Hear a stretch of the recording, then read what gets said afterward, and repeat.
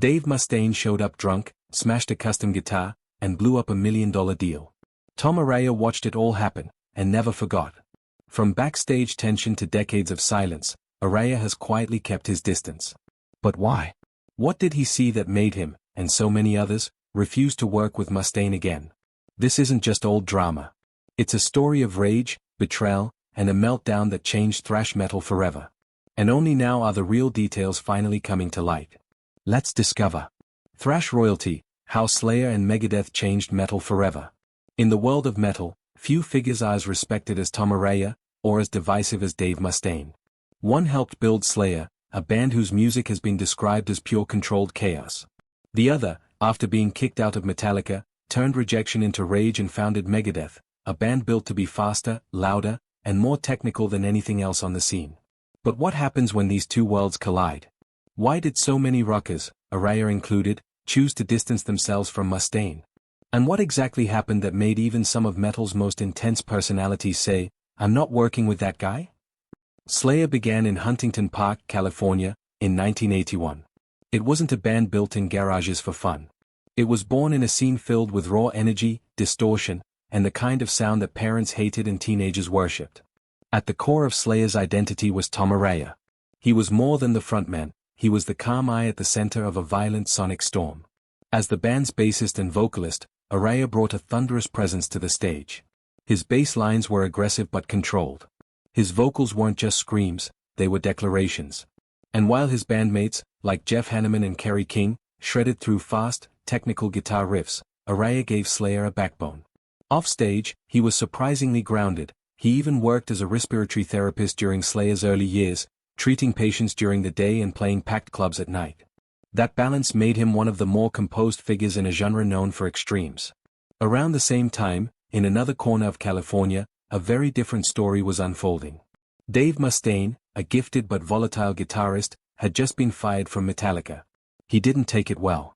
After being dismissed for his drug use, alcohol abuse, and unpredictable behavior, Mustaine boarded a bus from New York to California, furious, humiliated, and determined to prove a point. That anger would become the foundation of Megadeth. Founded in 1983, Megadeth wasn't just another thrash band. It was Mustaine's weapon. He didn't just want to succeed, he wanted to be faster, heavier, and more technically proficient than Metallica and everyone else. And for a while, he was. Songs like Mechanics and Peace Cells showcased a level of precision and aggression that pushed the genre's limits. Mustaine was an innovator, but he was also unpredictable, and that would become a problem. Thrash metal in the 1980s wasn't just a genre, it was a movement. A brutal, loud, unpolished movement of bands who respected each other, toured together, and competed without tearing each other down. Metallica, Slayer, Megadeth, and Anthrax were the big four for a reason. They didn't just define the sound, they defined the culture. These bands frequently shared bills, influences, and even producers. They built something bigger than themselves. When one of them released a groundbreaking album, the others paid attention. When one of them went on tour, the others watched closely. For all their aggression on stage, off stage there was a sense of unity. But even in a scene filled with wild stories and backstage chaos, Dave Mustaine stood out. His musicianship was never in question, he was one of the most technically gifted guitarists in metal. But his reputation for erratic behavior, substance issues, and ego-driven conflict made him difficult to work with. And while some musicians quietly kept their distance, others, like Tom Araya, had no choice but to face him head-on. That's what makes this story different. Araya wasn't just another musician avoiding drama. He was part of a near-historic collaboration that blew up in spectacular fashion. A studio meeting in 1986 could have changed the course of thrash metal forever. Instead, it ended in smashed guitars, shouted insults, and a bitter divide that lasted decades. The day everything exploded. A recent revelation has blown the lid off one of metal's darkest behind-the-scenes moments. After nearly 40 years of silence, new details have surfaced about the day Dave Mustaine stormed into a Los Angeles studio drunk, insulted Slayer to their faces, and smashed Kerry King's custom guitar into pieces. This wasn't a rumor. It wasn't some exaggerated story from the road. It actually happened, and it destroyed what could have been the biggest collaboration in thrash metal history. How did things spiral so badly? And why did this single outburst make Tom Araya, and so many others, cut ties with Mustaine for good? In the final months of 1986, executives at Combat Records and Def Jam Recordings, the labels behind Megadeth and Slayer, had started putting together an idea that seemed almost too good to be true, a split EP and co-headlining tour featuring both bands. These weren't just two acts from the same scene. Slayer and Megadeth were at the forefront of a sound that was changing everything. Slayer's Rain in Blood, produced by Rick Rubin and released just weeks earlier, had sent shockwaves through the industry with its sheer speed and brutality. At the same time, Megadeth had dropped Peace Sells, But Who's Buying?, an album that showcased Mustaine's technical genius and sardonic songwriting. Both bands were peaking. Both had loyal and growing fan bases. A joint project seemed inevitable, and it would have been a major commercial win, too. This wasn't just a creative idea, it was a business decision with serious backing. Labels had already arranged a meeting at a Los Angeles studio. On paper, the meeting was a formality: get the band members in one room, iron out some logistics, maybe get them to agree on which tracks would go where on the EP. Everyone expected a quick discussion, maybe a few minor creative clashes, and a handshake at the end. What they got instead was chaos. Slayer's lineup arrived at the studio as scheduled. Tom Araya, Kerry King, Jeff Hanneman, and Dave Lombardo were all there on time, along with label representatives and engineers. Even David Ellefson, Megadeth's bassist and co-founder, showed up promptly, apologetically explaining that Mustaine was running a little late but on his way. That was around 1 o'clock in the afternoon. As the minutes turned to hours, frustration started building. No one knew exactly where Mustaine was, and his phone was either off or going unanswered. Studio time isn't cheap, and it was quickly being wasted. Finally, sometime after 4 o'clock, 3 hours late, Dave Mustaine stumbled through the door. Multiple witnesses later confirmed that he was clearly intoxicated. Some said he smelled like whiskey. Others said his eyes were bloodshot and unfocused. Whatever the case, it didn't take long for the tension in the room to spike. According to those present, Mustaine interrupted conversations, made rambling comments, and without invitation, launched into a critique of Slayer's Rain in Blood. He allegedly mocked the album's production quality and accused Rick Rubin of glossing over Slayer's raw energy. The irony was not lost on the room. Mustaine was criticizing one of the most iconic metal records of all time while barely able to stand up straight. At first, Slayer's members tried to ignore him. But things escalated quickly. Kerry King, never one to hold back, fired back with a cutting comment. Witnesses recall him saying something like, "At least we can play our songs live without screwing them up." That hit a nerve. Mustaine, whose pride in his playing ability bordered on obsessive, snapped. What followed is still debated in terms of the exact sequence, but the main points are clear. Mustaine spotted Kerry King's custom BC Rich Warlock guitar resting on its stand. This wasn't a regular instrument, it was a custom-built, jagged, beast of a guitar that had been modified specifically for King's playing style. It was worth several $1,000s and had become part of his onstage persona. Without warning, Mustaine grabbed it, shouted something, no one agrees on the exact words, and smashed it against a nearby amplifier. The neck cracked. The body splintered. Pieces of the guitar scattered across the studio floor.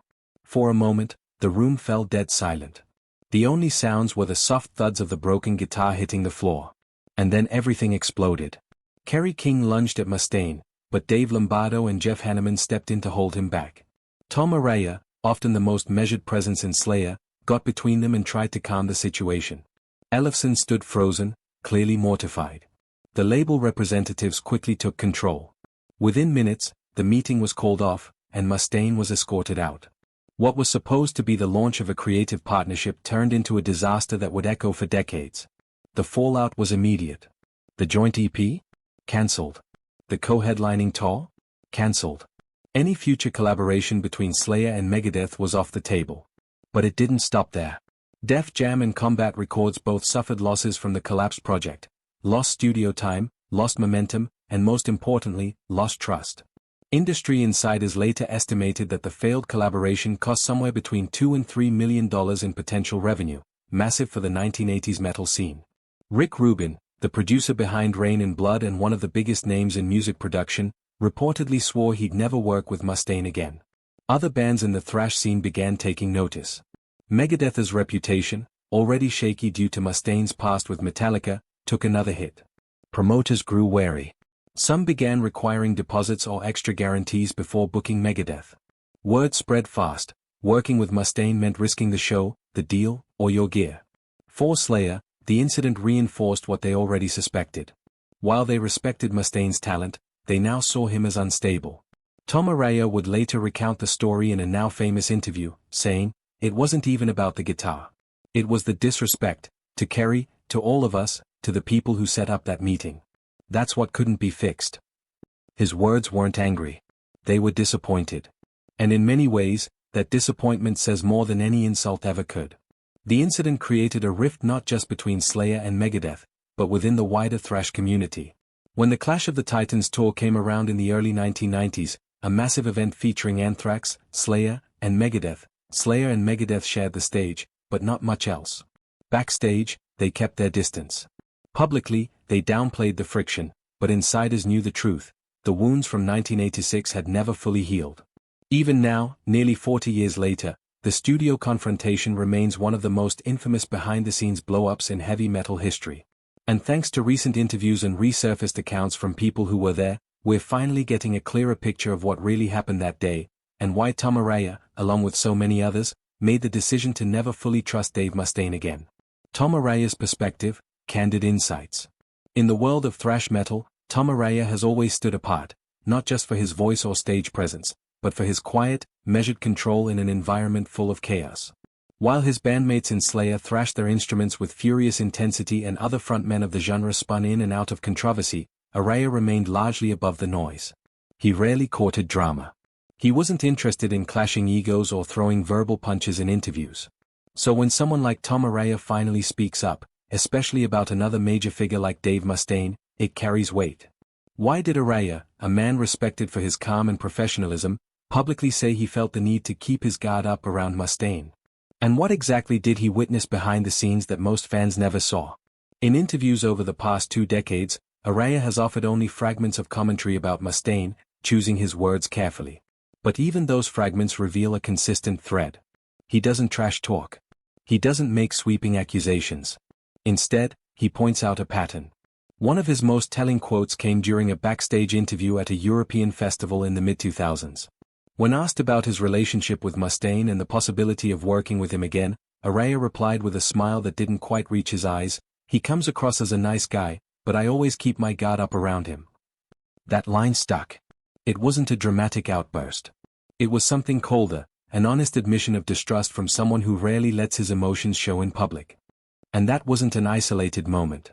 Over the years, Araya has subtly referenced Mustaine's reputation for starting drama, then trying to walk it back once the damage is done. In one instance, he pointed out how Mustaine would often make inflammatory statements in interviews, attacking former bandmates, rival bands, or even collaborators, and then, when the backlash hit, issue vague apologies or claim he'd been misquoted. "It's like a cycle," Araya said in a quiet conversation caught on camera in 2010. "Say something crazy, stir everything up, then say you didn't mean it. And repeat." Araya wasn't laughing when he said it. There was no mockery in his tone, just fatigue, the kind that builds up over years of seeing the same thing happen again and again. One of the defining moments that shaped Araya's perception of Mustaine came during the 1991 Clash of the Titans tour. On the surface, it was one of the biggest metal events of the decade.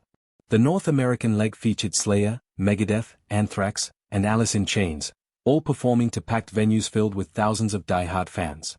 But behind the scenes, the atmosphere was far from harmonious. Multiple people involved in the tour have since confirmed that tensions were high from the very beginning. Mustaine, riding high on Megadeth's commercial momentum after Rust in Peace, reportedly came into the tour with a chip on his shoulder. He had long-standing personal grievances with members of Metallica and Anthrax, and his relationship with Slayer was already damaged by the infamous 1986 studio incident.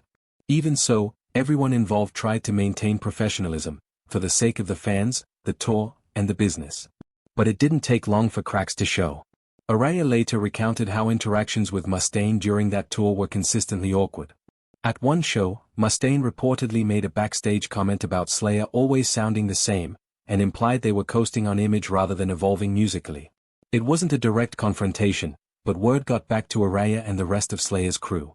Rather than escalate, Araya chose not to engage. He avoided Mustaine offstage and kept their interactions to brief, polite exchanges. According to crew members, there were days when Araya and Mustaine didn't speak at all, despite being booked on the same buses, stages, and green rooms. On stage, the bands maintained appearances. But Araya would later reflect that the energy wasn't the same when Megadeth was on the bill. It felt like there was always a shadow, he once said. Like there was something unresolved hanging in the air, and we were all pretending not to notice it. For Araya, that wasn't just uncomfortable, it was unsustainable. He wasn't interested in building a fake friendship just to make fans believe the scene was unified. And while he never made any dramatic public breaks, his actions spoke louder than words. Slayer didn't work with Megadeth again for years. But Araya's perspective wasn't just about personal discomfort. It was also about observing how others in the metal community responded to Mustaine.